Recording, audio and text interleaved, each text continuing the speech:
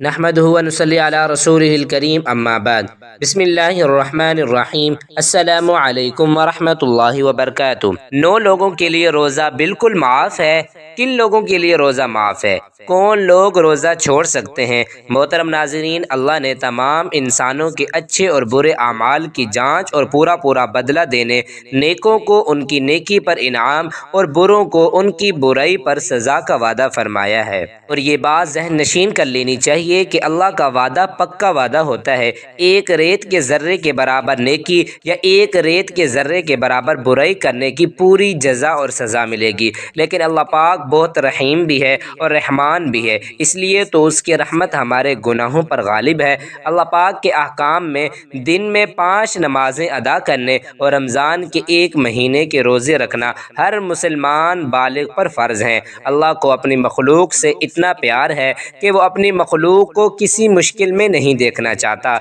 इसलिए अपनी रहमत से इस बाबरकत और रहमतों वाले महीने के सदके अल्लाह ने 9 लोगों को रोज़ा रखने में रियायत और छूट दे दी है। हालांकि रब ताला फरिश्तों पर फ़ख्र फरमाते हैं और इरशाद फरमाते हैं कि मेरे बंदे की तरफ देखो, मैंने उसको दुनिया में इन कमज़ोर शहवात में यानी खाने पीने की आजमाइश में मुब्तला किया है, यानी रोज़ा रखने का हुक्म दिया, बस उसने इन्हें मेरी खातिर छोड़ दिया। मैं तुम्हें गवाह बनाता हूँ कि इसने जो लुक़मा भी मेरी खातिर छोड़ा, मैं उसे इसके बदले में जन्नत में दर्जात दूंगा। सुभान अल्लाह। इस बात से अंदाज़ा लगाया जा सकता है कि रोज़ा रखने की कितने फ़ज़ाइल व बरक़ात हैं, लेकिन इसके बावजूद भी अल्लाह ने अपनी मखलूक पर रहम करते हुए 9 लोगों को रोज़ा रखने की छूट और रियायत दी है। इरशाद बारी ताला है, ऐ ईमान वालो, तुम पर रोज़े फ़र्ज़ किए गए हैं जैसे तुमसे पहले लोगों पर फ़र्ज़ किए गए थे, ताकि तुम परहेज़गार बन जाओ।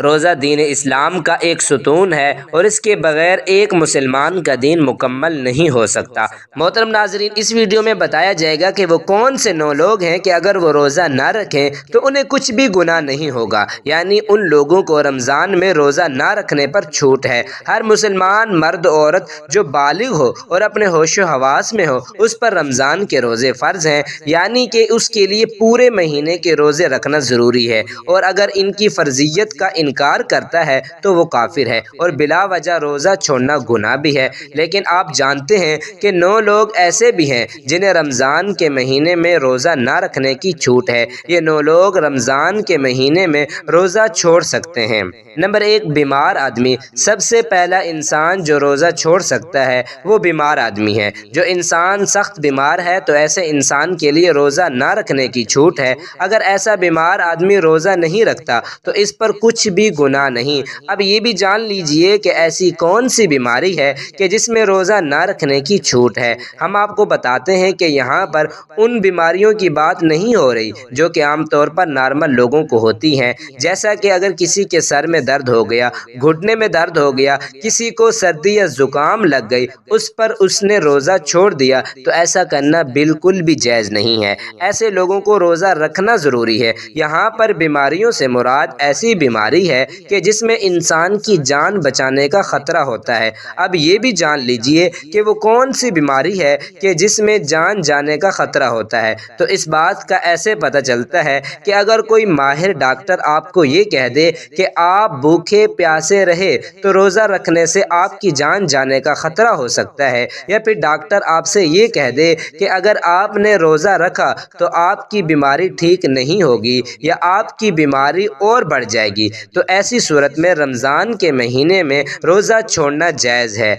लेकिन छोटी मोटी बीमारियों में रोज़ा छोड़ना जायज़ नहीं है। अब यहाँ पर अगर किसी ने अपनी बीमारी की वजह से रोज़े छोड़ दिए हैं तो वो याद रखे कि उन रोज़ों को बाद में रखना पड़ेगा, यानी उसको अपने छोड़े हुए रोज़ों को क़ज़ा करना पड़ेगा जब उसकी बीमारी दूर हो जाएगी। अब अगर किसी की बीमारी ऐसी हो कि वो कभी ठीक ही नहीं हुई और उसका आखिरी वक्त करीब आ गया, तो ऐसे में वो अपने घर वालों को ये वसीयत करे कि मेरे इतने रोज़े छूट गए हैं और उनका फ़िदिया अदा करें। और फ़िदिया ये है کہ ہر روزے کے بدلے ایک مسکین کو دونوں ٹائم پیٹ بھر کے کھانا کھلائیں۔ نمبر 2، حاملہ یعنی پریگننٹ عورت، یعنی دوسرے نمبر پر حاملہ عورت ہے، یعنی جس کے پیٹ میں بچہ ہو۔ اگر ایسی عورت ہو اور روزے رکھنے پر اس کو اور اس کے بچے کو جان کا خطرہ ہو تو ایسی عورت بھی رمضان کے مہینے میں روزہ چھوڑ سکتی ہے، اس پر کوئی گناہ نہیں ہوگا۔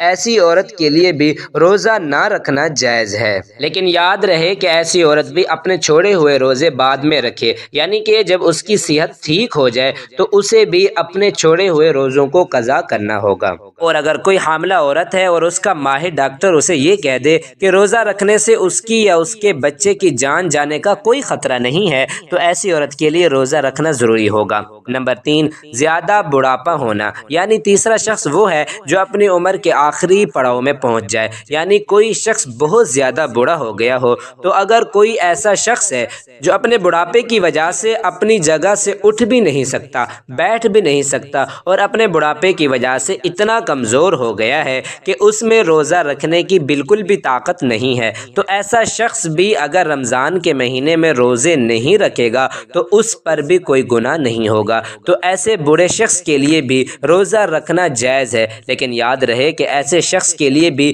فدیہ ادا کرنا ضروری ہے۔ اور پھر اگر ایسے شخص میں بعد میں اتنی طاقت آ جائے اور وہ اپنے آپ کو تندرست محسوس کرے تو اس کو چاہیے کہ اپنے چھوڑے ہوئے روزے بعد میں رکھ لے اور ان کی قضا کرے۔ لیکن اگر کوئی شخص اپنے بڑھاپے کی وجہ سے اتنا کمزور ہو گیا ہے کہ اسے اپنے ٹھیک اور صحت مند ہونے کی کوئی امید ہی نہیں ہے تو اس کے لیے روزے معاف ہیں، لیکن اسے بھی اپنے ہر روزے کے بدلے میں فدیہ دینا پڑے گا، اور فدیہ یہی ہے کہ اپنے ہر روزے کے بدلے ایک مسکین کو پیٹ بھر کر 2 وقت کا کھانا کھلانا ہوگا۔ نمبر 4، دودھ پلانے والی عورت۔ یہاں یہ بات بھی واضح کر دیں کہ پہلے زمانوں میں ایسی عورتیں ہوا کرتی تھیں جو لوگوں کے بچوں کو دودھ پلانے کا کام کیا کرتی تھیں۔ وہ لوگوں کے بچوں کو اپنے ساتھ لے جایا کرتی تھیں اور 2 یا 2.5 سال کے اس بچے کو دودھ پلایا کرتی تھیں اور انہیں دایا کہا جاتا تھا۔ ایسی عورتوں کے لیے بھی رمضان میں روزے نہ رکھنے پر چھوٹ ہے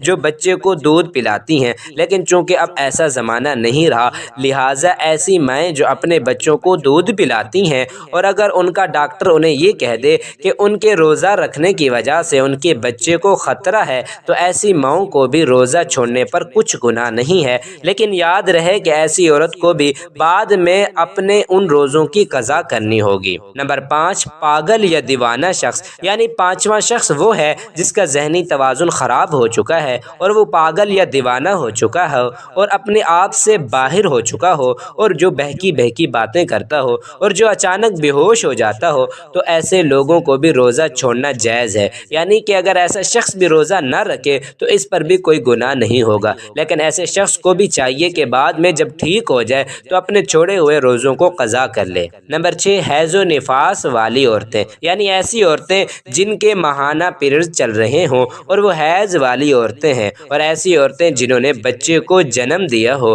اور ابھی تک ان کا خون نکلنا بند نہ ہوا ہو تو ایسی عورتوں کو نفاس والی عورتیں کہتے ہیں۔ یہاں پر ایسی عورتوں کا بھی روزہ رکھنا جائز نہیں ہے۔ یہاں یہ بھی یاد رکھیں کہ پہلے بیان کیے گئے 5 قسم کے لوگ اگر روزہ رکھ لیتے ہیں تو ان کا روزہ قبول ہو جائے گا، لیکن حیض و نفاس والی خواتین اپنی اس حالت میں روزہ نہیں رکھ سکتی اور اگر وہ رکھیں گی تو ان کا روزہ قبول نہیں ہوگا اور ان پر سخت گناہ ہوگا۔ ایسی عورت جب بعد میں پاک و صاف ہو جائے تو اس کے لیے ضروری ہے کہ اپنے چھوڑے ہوئے روزوں کی گنتی پوری کر لے۔ نمبر 7، سفر پر ہونا، یعنی مسافر ہونا۔ تو ایسا انسان جو حالت سفر میں ہے تو اس کے لیے بھی روزہ نہ رکھنے کی چھوٹ ہے اور روزہ نہ رکھنے پر اس کے لیے کچھ گناہ نہیں ہوگا، لیکن یہ بات بھی جان لیجیے کہ اس سلسلے میں سفر کیسا ہوگا تو ہم آپ کو بتا دیں کہ جو سفر 82 کلومیٹر سے زیادہ ہو اور وہ کم سے کم 15 دن کے سفر کی نیت کر کے گھر سے نکلا ہو تو ایسے مسافر شخص کے لیے روزہ نہ رکھنے پر چھوٹ ہے،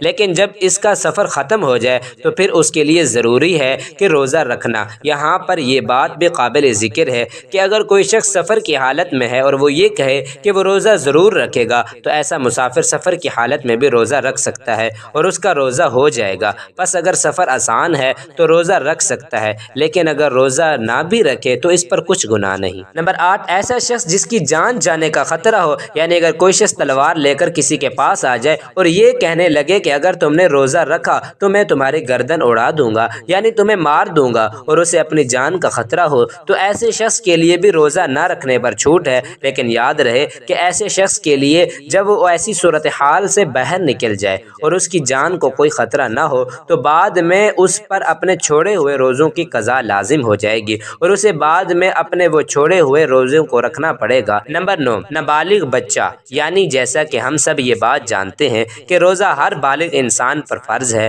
جو اپنے ہوش و حواس میں ہو، اسی طرح روزہ نابالغ بچے پر فرض نہیں ہے۔ اگر کوئی نابالغ بچہ روزہ نہیں رکھتا تو اس پر کوئی گناہ نہیں ہوگا اور اسے روزہ نہ رکھنے پر چھوٹ ہے، لیکن اگر کوئی بچہ 10 سال کی عمر کو پہنچ جائے اور اس میں روزہ رکھنے کی طاقت آ جائے تو اس کو چاہیے کہ وہ روزہ رکھنا شروع کر دے، اور اگر ایسا بچہ روزہ نہ رکھے تو اس کے گھر والوں کو چاہیے کہ اس پر سختی کریں اور اسے روزہ ضرور رکھوا لیں۔ محترم ناظرین، ایک حدیث ہے کہ جس کا مفہوم اس طرح ہے کہ رسول اللہ صلی اللہ علیہ وسلم نے فرمایا، تمہارے پاس ایک رمضان کا مہینہ آیا ہے جو مبارک مہینہ ہے، رب تعالیٰ نے تم پر اس کے روزے فرض کیے ہیں، اس میں آسمان کے رحمت و مغفرت کے دروازے کھول دیے جاتے ہیں، اس میں دوزخ کی آگ کے دروازے بند کر دیے جاتے ہیں اور شیاطین کو بیڑیاں ڈال دی جاتی ہیں، اس میں لیلۃ القدر ہے جو 1000 مہینوں سے خیر و برکت میں افضل و بہتر ہے، جو اس کی خیر سے محروم رہا یقیناً وہی محروم رہا۔ اے بخشش و مغفرت اور رحمت و برکت چاہنے والے،